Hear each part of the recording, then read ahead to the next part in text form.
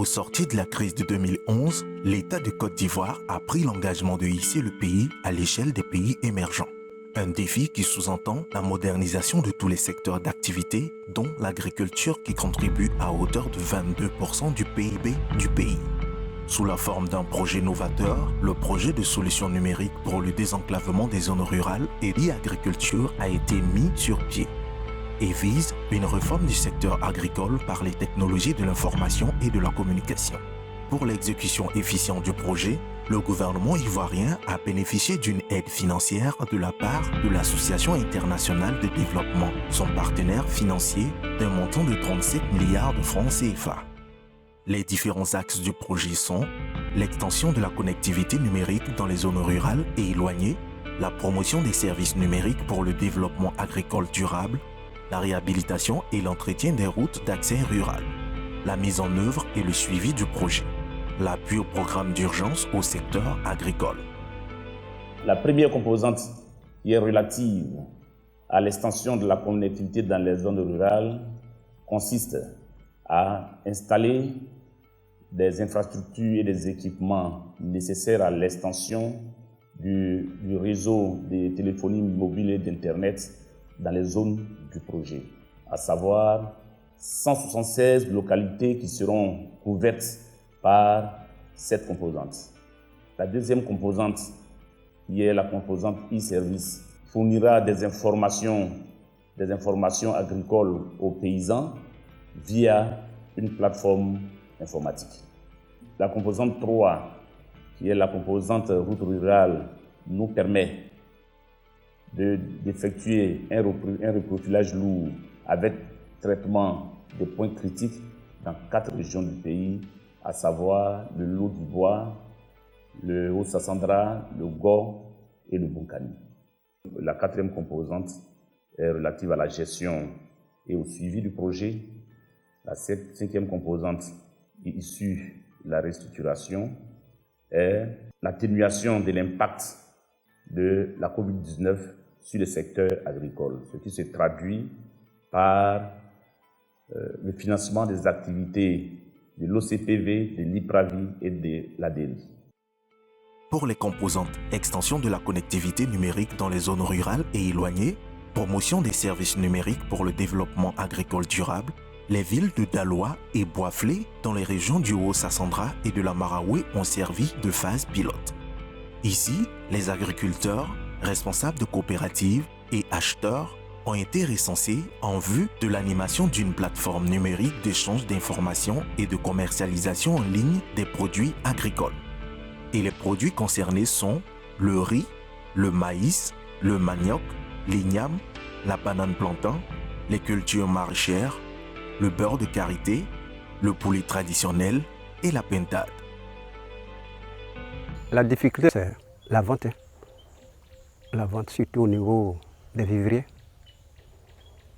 Nous vendons aux détaillants qui viennent prendre, on a oublié de vendre à bas prix. Tu te débrouilles, prends crédit quelque part pour faire ton champ. Toi, tu voulais avoir quelque chose, mais après ça, rien. Comme le produit ne se paie pas à temps, donc tu ne gagnes rien, tu paies.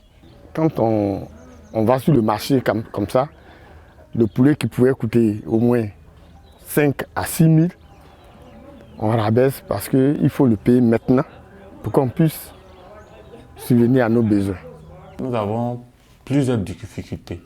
Les difficultés, il y a les difficultés d'écoulement de nos produits et il y a les difficultés aussi de transport. Lorsque nous collectons nos produits dans nos différentes zones, nous avons du mal à trouver des acheteurs.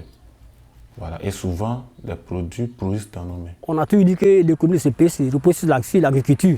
Moi, j'ai dit non, est-ce que cela est vrai? Parce que nous, producteurs, c'est-à-dire qu'on produit, mais on n'arrive pas à écouler. Si aujourd'hui, on écoule, et qu'en grande quantité, on écoule, et puis on donne ton argent en chèque, tu vas prendre dans une banque, là, au moins, c'est quand même considérable. Là, peut-être avec cette somme, ça va te permettre, n'est-ce pas, de te soigner, faire squatter les enfants. Les moyens de déplacement nous manquent. Souvent, en voulant aller vendre en ville, nous qui n'avons pas de moyens de déplacement, on va à vélo. Bon, à vélo, tu vas aller combien de fois pour pouvoir gagner au moins 5 000 francs? Pour un seul voyage, tu as au moins 2 000. la réhabilitation et l'entretien des routes d'accès rural. Cette composante concerne plus de 256 km de routes à traiter en reprofilage lourd avec traitement de points critiques dans des zones spécifiques à fort potentiel agricole prédéfinies au préalable dans le cadre du projet. Le projet couvre en effet 10 régions de la Côte d'Ivoire.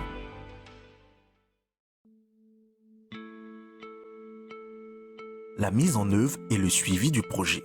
L'unité de coordination du projet en vue d'une meilleure mise en œuvre et d'une planification efficiente du projet a mis en place une composante spéciale dédiée.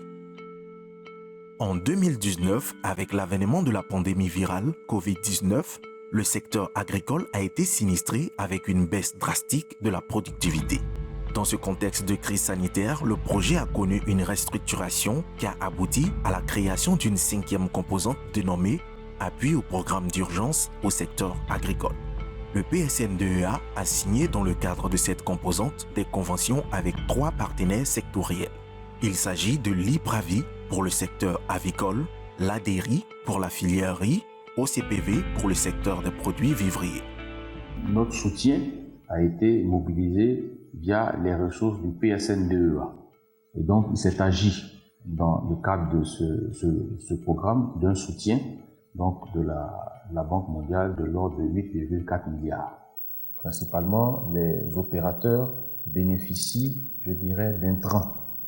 Et donc, par exemple, un petit éleveur reçoit des poussins et des aliments, et donc par les couvoirs agréés, et ce sont ces couvoirs-là qui sont donc payés par la suite pour les prestations de mise à disposition d'intrants aux éleveurs. En réaction aux effets néfastes de la Covid, le gouvernement a développé donc un programme d'urgence, et particulièrement pour la filière riz. Entre autres, le financement de ce programme d'urgence-là a été obtenu avec la Banque mondiale à travers le PSN2EA. C'est un projet donc qui était en activité et pour lequel une partie des ressources a été réallouée pour être mis à la disposition de la filière riz. Le PSN2EA met à notre disposition 5000 tonnes d'engrais, dont 3000 tonnes de NPK et 2000 tonnes d'urée pour accompagner les producteurs. Ensuite, le PSN2EA met à notre disposition 500 bâches pour ce qui concerne les opérations post-récolte pour pouvoir sécher le paddy qui est produit. Et puis, des humidimètres, 230 humidimètres, 320 plateaux en bois, 320 sondes. Ce sont des petits équipements de qualité qu'on met à la disposition de 80 usines qui vont les utiliser pour sortir du riz de bonne qualité. Et enfin, le PSN2EA met à notre disposition des sacs de riz de meilleure qualité pour permettre la mise en marché, c'est-à-dire la vente dans les supermarchés, etc. et autres. Le PSN2EA accompagne l'ensemble de ces acteurs-là par un programme de formation. 160 opérateurs d'usines seront formés à travers les appuis du PSN2EA pour leur permettre de faire du riz de bonne qualité et à bon prix pour mettre à la disposition des Ivoiriens. Dans le cadre donc de l'appui institutionnel du PSN2EA, l'OCPV a bénéficié de 17 véhicules et de 50 motos.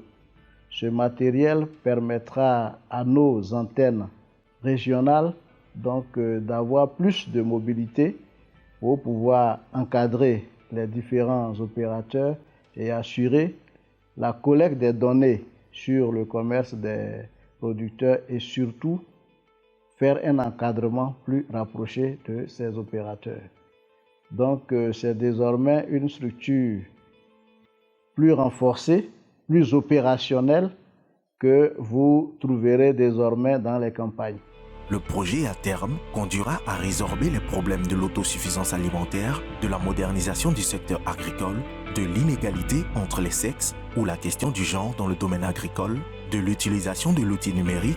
En outre, il contribuera à accroître la visibilité du secteur et surtout réduire le chômage tout en atténuant la pauvreté des populations vivant dans les zones rurales.